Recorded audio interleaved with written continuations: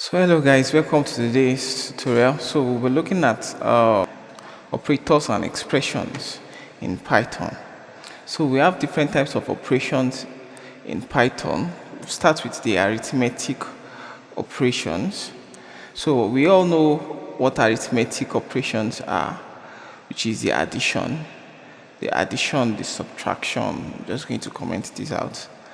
You can see here the addition, subtraction, multiplication, division, modulus, exponential, floor division. So these are the arithmetic operations that we have, in Python. And of course, there are many more, but these are the ones we'll be looking at. So let's imagine we have a variable a equals 10 and b equals let's make it 5. So we can perform arithmetic operations in Python by using the arithmetic operators. So for addition, let's go on with print a plus b. So this is an arithmetic operation. Here, a plus b. We are performing an arithmetic operation on a and b here. So we can save that here, and if we test it here, we can see its output 15. So also we can have a variable c equals a plus b here, and we can just print out c here. If we do that, we get the same thing, 15. We get the same thing here, 15. So what are the other operations we have? You can see, let's test out the subtraction. Print a minus b. I'm just going to write them all out. Let's see the division. It's print a times b. Let's do division. Print a divided by b. Modulus.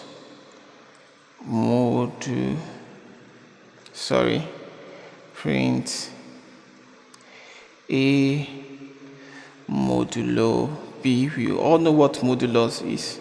Modulus is like finding the remainder.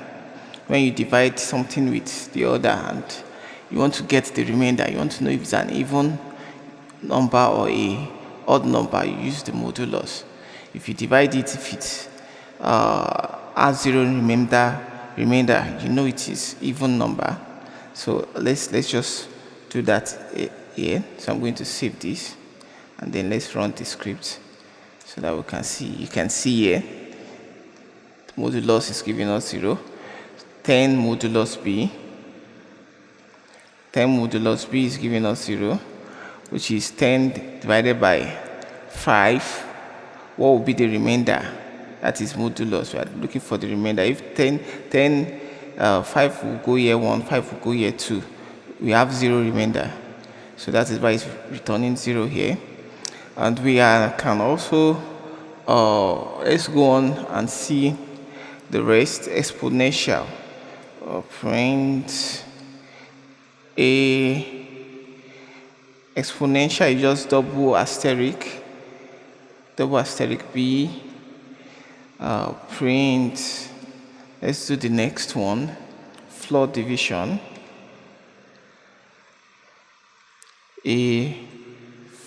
Oh my god. Print a floor division b. Save. And if we run this, you can see there. So these are the arithmetic operators that we have. We have the plus, the minus, the multiplication, divide, modulus, exponential, and the floor division. Let's move on. So we have other operators also. So we have the comparison operators. So I'm just going to paste that now. Comparison operators. These are used to compare two values. So let's just go on. Yeah, I'm going to comment this out. Comparison operator are used to compare two values. So you can see here we have the equals, not equals, greater than, less than, greater than or equals to, less than or equals to. So if you are a programmer before, you'll be familiar with all these comparison operators. So comparison operators are operators used to compare two values. You can check if A is greater than B, if it is less than B, if it is equals to B, if it is not equals to B, and so on and so forth. So we'll continue using our A variable that we declared up there. We can see an example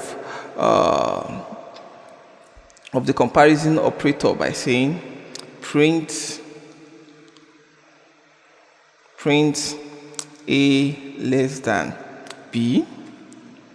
So what do you think we are going to get if we do this? Let's check. What is A? A is 10 and B is 5. So is A less than B?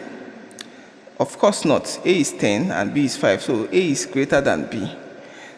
So here we should get false because A is not less than B. So let's run that. Let me save this. So we're just going to run this. You can see here we have the false. It's printing out false. So let me just test the remaining, show you the remaining. Let's print out A is greater than B. Print is A less than or equals to B. Print is A greater than or equals to B. Print is A equals to is A equals to B. Print is A not equals to B. So let's save that, and then you can see A is less than B, true. A greater than B, false. A less than or equals to B, false. A greater than or equals to B, true. Is A equals to B, that is of course false. And is A not equals to B, that's true. A is not equals to B. So you can see here. So this comparison operator returns Boolean. These are called Boolean values. True or false. You know, they are like states, either the on or off state. So it returns a value either true or false, and we call those values Boolean in programming. So if you are new to programming and you've not had that before, so that is it. So what that basically means is, computer doesn't understand all this English you are writing. What it understands is state, either on or off, one or zeros. So one is representing of true. Let's imagine that one is true and 0 is false. So it just understands series of states, on and off states. So we can also compare that to this true or false to be an on and off state. True is on while false is off state. So that's basically the comparison operators. So what other operators do we have? We have the logical operators. So what are the logical operators? These are used to combine conditional statements. So these are used in combining conditional statements. So for example, this is a conditional statement, A less than or equals to B, but we might need to combine two or more of these statements together. For example, I might want to check if A is less than B, and at the same time, if it is, I might want to check if it is less than another value, less than C.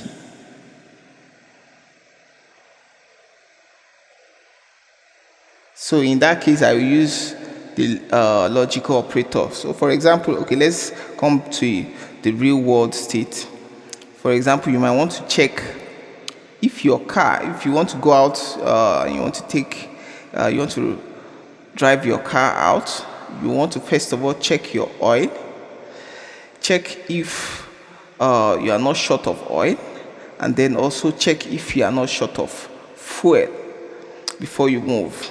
So you will check these two things. So combining these two different things in programming now, we use the logical operator.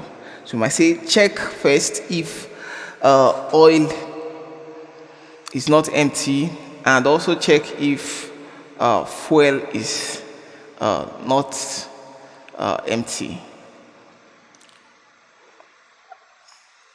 Another example is, okay, you can say, okay, we can ask the computer to check, okay, check if it is daytime and it is not yet, and it is, if it is, okay, let me see an example of what I can use in real world sense.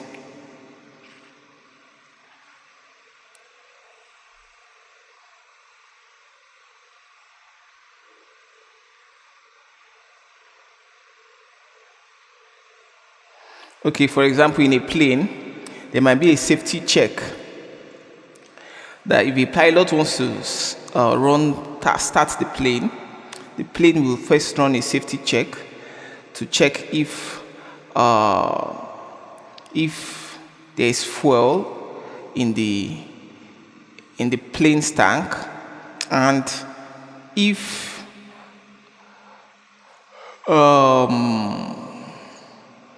like I said before, if the oil is also filled. Another example is a plane will want to use a runway. The pilot will want to check if the runway is clear and if there is no incoming plane on that runway. You want to check those two things before taking off on that same runway. So I hope you get the gist, you understand what I'm trying to depict here using the logical operators. So basically we use logical operators to combine conditional statements together. This is a conditional statement, A less than B. If A is less than B, that's a conditional statement. So basically, okay, let us see an example here. I can say print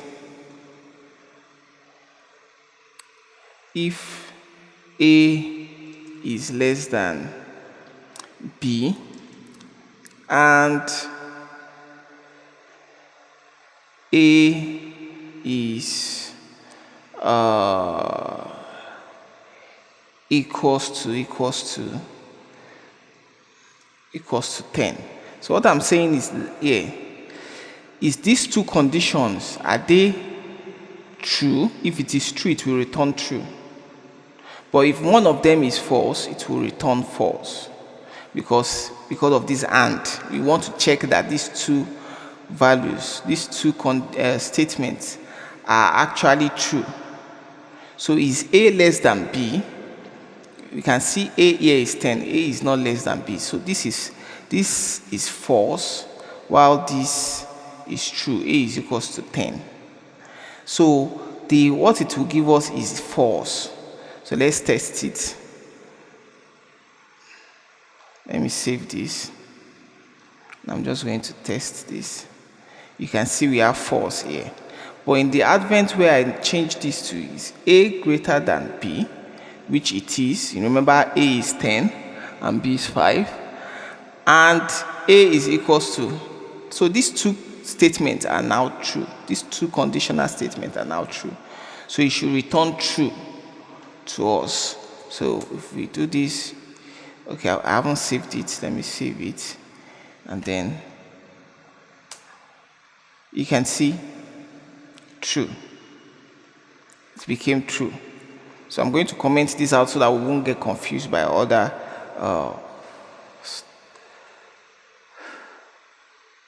printouts there. Save it and then run it again. You can see true. It is true. This is true. So let's look at the other logical operators that we have. We have the OR. So the OR is like the opposite of AND. Remember we say the AND, the two statements must be true. But for the OR, one of it just needs to be true for it to return true. So either or. For example, in English language, you say, okay, I want to get a Mercedes or a Lexus. So if you say that, you don't mean you are getting the two. You mean one of them. You just need one of them. So it is one of them that will have to be true. You might say, okay, eventually I'm going for a Lexus. The other one becomes false. So that is the OR. So the OR just requires one to be true to return true. If both of them are false, it returns false. But as soon as one of them becomes true, it returns true. So let us see an example of that. Print A. Remember, one has to be true. Let's see A greater than B, or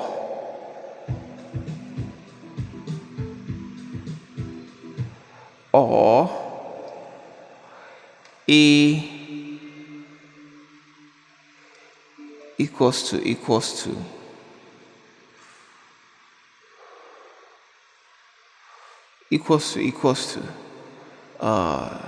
12. So let's have this. So here we can see which of these statements is true. The first one is true. A is greater than B. A is not equals to 12. A is 10, remember. So this one is true. So as long as we have one statement is true, this all should return true. So let's test it out. You can see it returns true here. But once both of them becomes false, then it will return to us false. But as long as one becomes true, let me change this to 10, it will return true because we only need one to be true in an OR statement. You can see it there. So then the NOT also, we have the NOT. So the NOT is actually just negating the statement. So I can say print not true. Let's see what that will give us.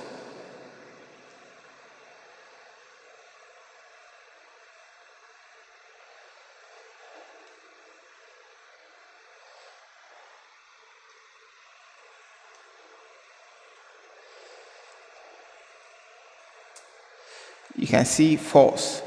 It gives us the opposite. The opposite of whatever we put. So if I say not false, it will turn to true.